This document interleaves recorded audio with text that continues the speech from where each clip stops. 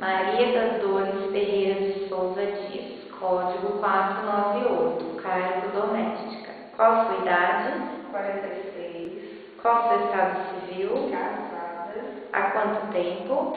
22 anos. Qual o nome do seu esposo? José Carlos Luengo Dias.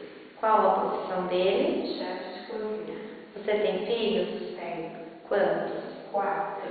Qual a idade? 26, 24, 19, 16. Você mora em que bairro? Jardim Paulista. Você está aqui hoje se candidatando a uma vaga de doméstica. Você relata ter experiência na casa de Maria. Como que era a sua rotina na casa? Olha, eu chegava de manhã, fazia uma limpeza nos quartos, né, assim por cima, ia fazer o almoço.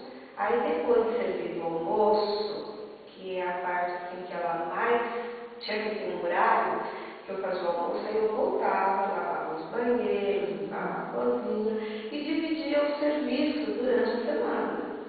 Concluindo assim, na sexta-feira, fazer aquela faxina geral, porque todo dia da semana você já limpava e faxinava um quarto. E na sexta-feira você dava aquela passada geral, lavando o quintal, deixando tudo de ordem. Havia crianças na casa? Não, 2 adolescentes. E quanto tempo você ficou na casa? 8 meses, né? 8 meses.